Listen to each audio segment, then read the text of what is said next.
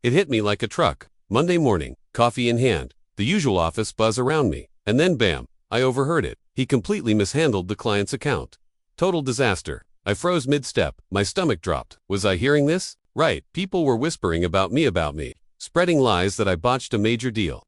The same deal I had worked day and night to secure.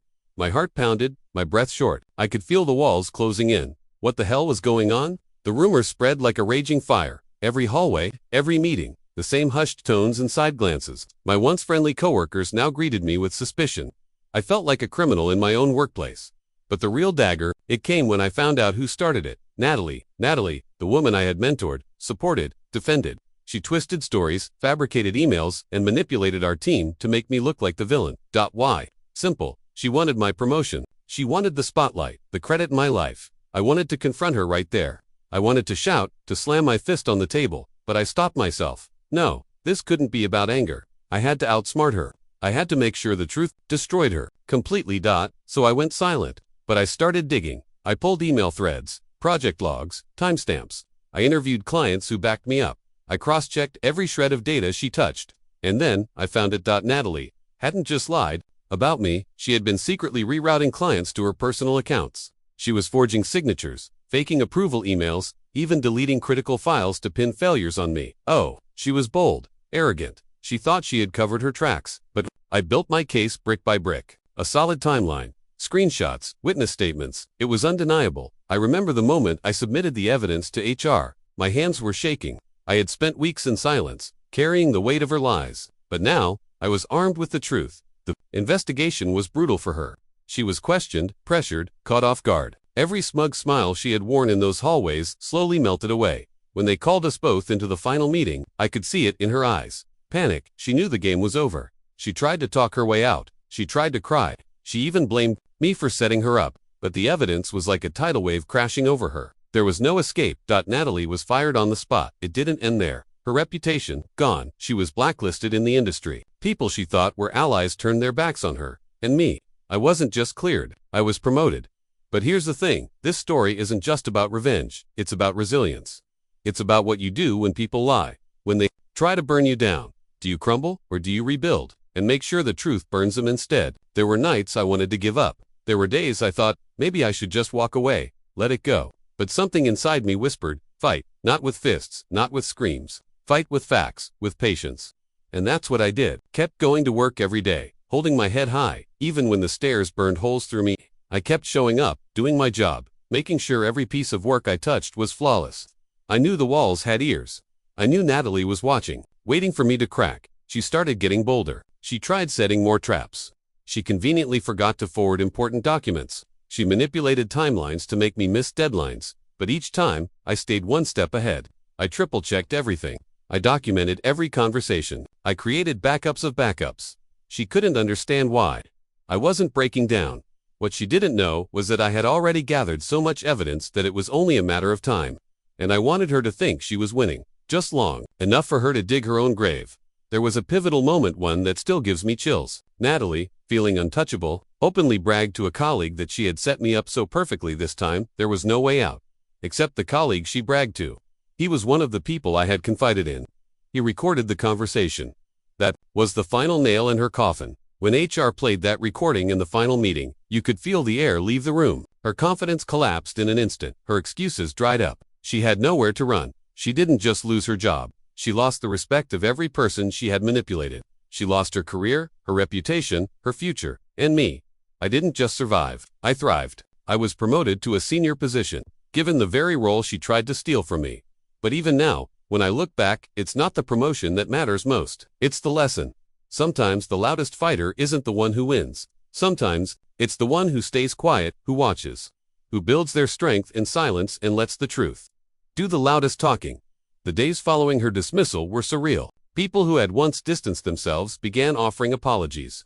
Some admitted they believed the lies because they were afraid of her. Others simply didn't know who to trust.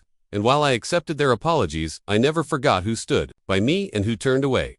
Weeks later, I discovered more about the depths of her deceit. Natalie had planned to manipulate not just my projects, but other people's as well. She had set her sights on several colleagues, quietly sabotaging anyone she saw as competition.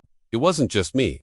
I realized she had been playing this game for a long time. The more I learned, the more I understood that Natalie wasn't a one-time liar. This was who she was. She had built her entire career on schemes and shortcuts, and I had just been the latest target. Some of her former allies confessed that she had promised them favors, promotions, and inside access to key projects in exchange for their silence. She had manipulated friendships, divided teams, and poisoned the work environment for months, maybe years. Her downfall didn't just free MIT, freed the entire office. The atmosphere began to shift. People felt safer. Trust slowly returned. Colleagues who had once walked on eggshells around her started collaborating openly again. It took time, but the damage she had done started to heal. I became a mentor, not out of obligation, but because I wanted to help others who had been affected by her. I guided new employees, taught them how to protect their work, and built systems of accountability to ensure no one else could ever abuse power like she had. Natalie, on the other hand, struggled to find employment. Word of her manipulation spread fast, and no reputable company wanted her. I heard from former contacts that she tried to start her own consulting firm, but it failed within months. Clients pulled out, partners walked away. She eventually disappeared from the industry entirely. But the story wasn't over. 1 year later, I was contacted by a lawyer. Natalie was suing me for defamation, claiming I had set her up and that I had maliciously destroyed her career. I was stunned. After everything, she still couldn't accept responsibility. But I wasn't the same person I was a year ago. I was stronger, more prepared, and I had all the documentation carefully preserved. The lawsuit forced everything into public view. Depositions, evidence, witnesses. It turned out Natalie had tried to bribe one of her former allies to testify against me, but that person had a conscience and instead testified for me, revealing the bribe attempt. Natalie's case collapsed in court. The judge reprimanded her for abuse of the legal system and ordered her to pay my legal fees. The twist? That court case finally exposed her beyond just our industry. The news made it to national professional boards. Her name became a cautionary tale. She couldn't even get hired in adjacent fields anymore. Her final, desperate move to ruin me ended up burying her permanently. As the court case closed, something incredible happened. I was invited to speak at leadership conferences about resilience and corporate integrity. What began as a nightmare became my platform to help others. I received job offers, mentorship requests, even invitations to consult on how to build ethical workplace cultures. I started a blog where I shared advice on protecting yourself against workplace sabotage, and it grew into a community of people supporting each other. Over time, I was asked to contribute to HR policies to help companies set up systems that protect employees from toxic environments. I realized that what happened to me wasn't just my story, it was something that happens to people every day, and they needed to know they weren't alone. I reconnected with colleagues from years past who admitted they had once been targeted by Natalie and people like her but had given up. They thanked me for fighting, for not walking away, for proving that truth can win. One of the most unexpected twists came when I was approached by a publishing company. They wanted me to write a book not just about Natalie, but about how to build unshakable integrity in a cutthroat world. I accepted. Writing the book became a healing process.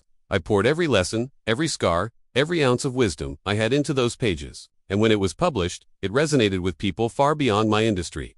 Natalie, I later heard, had moved to another country, trying to escape her reputation. But even there, the internet followed her. The story followed her. She couldn't outrun the truth. I found peace not in her downfall, but in my own growth.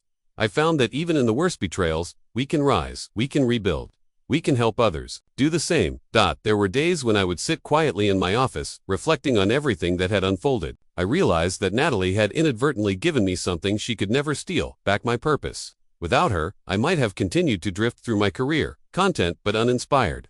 She pushed me to fight, to find my voice, to lead. Later, I met someone at a conference who introduced themselves as a friend of Natalie's from her past. They told me Natalie now lived quietly, far away from corporate life, working odd jobs, and had become a ghost of who she once was. They said she still blamed the world, still refused to look inward. I didn't feel satisfaction, only pity. One day, I received a letter. It was from Natalie. It wasn't an apology, it wasn't a confession. It was a bitter, rage-filled note where she tried, even now, to convince me that I had destroyed her unfairly.